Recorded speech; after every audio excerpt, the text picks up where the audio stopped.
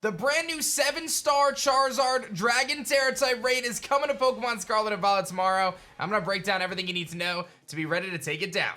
Let's dive in. All right, so a lot of people have been speculating about this, but this massive event is coming, and I'm gonna give you guys my competitive insight here on how you can be best prepared to take on Charizard as it comes to the raids in Pokemon Scarlet and Violet tomorrow, December 1st at 7 p.m. Eastern Time, and that event is gonna be running until December 4th at 7 p.m. Eastern Time. Then it's going to end for a few weeks, and then you'll be able to actually do the event again in mid-December. My understanding is you can only catch it one time, but you'll be able to do it a bunch of times, and you'll be able to ultimately farm rewards that way. So I think having an optimal raid group for this is going to be very, very important, and there's a few different Pokemon that you can look at to increase your chances to ultimately do work, right? So let's dive in. So the first thing you gotta do is do the Academy Ace tournament. You gotta beat the 8 gyms. You gotta be able to unlock 6-star raids. Very simple stuff.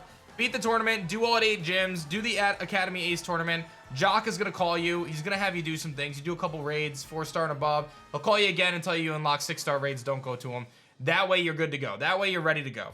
Then you're gonna look at Charizard itself. Charizard is most likely gonna have 8 different moves. And if you look at the different coverage that Charizard can have, first of all, we know it's Dragon type, right? So it's gonna have 3 weaknesses. It's gonna be weak to Ice, Fairy, and Dragon. So Fairy's probably the best in that context, just because Ice gets obliterated and Dragon's weak to itself. So we're looking at Fairy type Pokemon generally speaking. In terms of those 8 moves that Charizard could have, you're looking at things like Dragon Pulse or Tera Blast to hit from the Dragon side of things. A fire move like Heat Wave or Fire Blast or something like that, maybe even Inferno. I'm sure it maybe have Will-O-Wisp to stop physical attackers, Air Slash to kind of work with its flying typing that it otherwise would have. Sunny Day and Solar Beam are a combination that you definitely want to look out for. And Charizard is also known to have a wide variety of coverage moves like Ancient Power, Rock Slide, Earthquake, and I had mentioned Will-O-Wisp. So those are some of the things that we could potentially be looking out for in terms of how we sketch out our team composition or the Pokemon that we're going to be bringing. But now let's talk about the best Pokemon that we can bring to these raids and how you can prepare ahead of time to make sure you have them ready in your game. And before we do that, I want to tell you guys how you can get a free pack of Pokemon cards from me.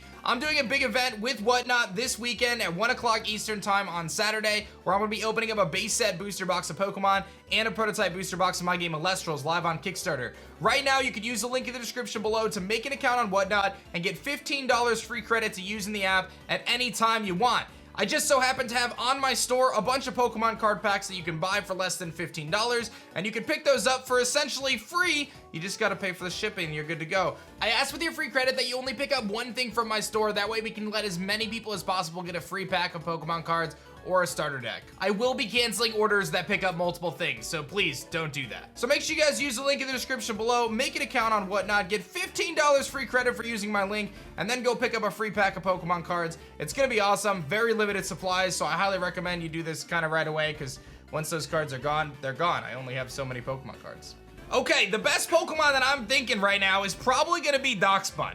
Darkspun is a fairy type Pokemon, so it is immune to Charizard's dragon type moves, and it also has an ability called Well Baked, which makes it so it's immune to fire type moves, and it basically gets a defense boost as a result of that. Some moves we could be looking at are things like Play Rough to hit very hard on the physical side, Work Up to boost your attack, Snarl to drop its special attack, Wish could help you heal up, and you might want to consider something like an Assault Vest to tank on the special side a little bit better.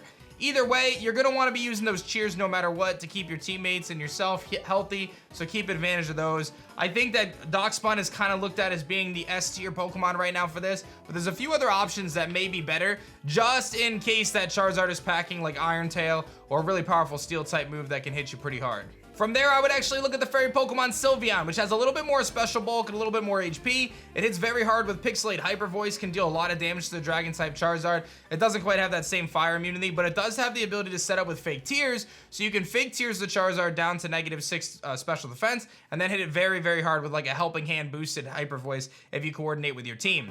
Light Screen may be advantageous as well, so something to mention there, so you can basically kind of protect your team from those very powerful special attacks coming from Charizard. Another Pokemon I would look at that may be a sleeper here is Grimmsnarl. Grimmsnarl has Prankster, which allows it to attack first when it uses non-attacking moves, so it can use like Prankster things like Taunt. Taunt may be good if Charizard has some sort of a setup like Belly Drum or Dragon Dance. You've got Light Screen and Reflect to potentially protect you on both sides of the spectrum depending on what attacks this thing actually brings. And then you've got Spirit Break, which can actually hit him pretty hard and drop his stats as a special attack stat. I think the one move to look at with Grimmsnarl is Draining Kiss, however. Draining Kiss heals you up, and we've seen from raids with like Hariyama Drain Punch, things like that, that having the ability to heal yourself in the raid increases your survivability, which ultimately makes it easier to win because you're not gonna just die to it. So I would look at Grimmsnarl as a Pokemon as well. And by far the most popular Pokemon in the conversation over the last couple days about Charizard has been Azumarill. Azumarill has the benefit of getting belly drum, can hit pretty hard, has decent natural bulk,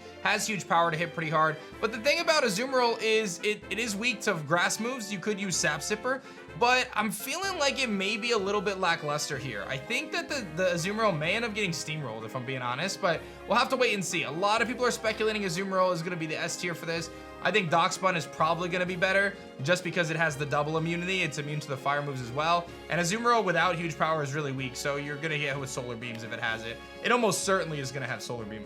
I feel like it just makes so much sense to have Sunny Day Solar Beam. So there may be a world where you want to set Weather here to counter it. From there, a few honorable mentions. I think Mimikyu is worth mentioning. Swords Dance, Play Rough, you can hit really hard. You obviously have Disguise. You can use Charm to lower its attack stat. You got a couple things going on there. I tend to think that you're better off using like Sylveon and Darkspun though. And then the last thing I could potentially mention is like Iron Bundle, because you're really bulky. You can hit on the special side pretty good. You can have some good bulk there, but I'm kind of feeling like going the ice route, even if it's neutral, is just not that safe. I think when we really look at this, you're looking at Darkspun. I think you're looking at Grimmsnarl. I think you're looking at Sylveon, and then maybe a shout out to Fluttermane. Fluttermane can hit very, very hard on the special side. It's also very fast. Great special attack, special defense. It just comes down to, does Charizard have physical attacks as well? If it does, then Fluttermane is out of the equation. If it doesn't have physical attacks, then Fluttermane may actually be very good in that regard, because you do have the support options. You can Fake Tears, Moonblast, and just deal a tremendous amount of damage to this thing. So I think a lot of people are expecting this Charizard raid to be very difficult. I think with the right preparation, you should be in good shape. This is gonna help you get there. So you guys can let me know in the comment section below what you guys are thinking about these Charizard Tera raids, and I'll be live streaming the event as well, so you guys can come hang out with me. Don't forget to check out the link in the description below and sign up and make an account on Whatnot right now, and you can do it for free. You get $15 free credit. You can use that on my store. It's very easy to do, and then you'll get that pack of cards in a few days. It's gonna be awesome, and you get a free pack of cards. So definitely do that. Use my link, sign up, tell your friends about it, all that good stuff, and I will see you guys next time. Peace.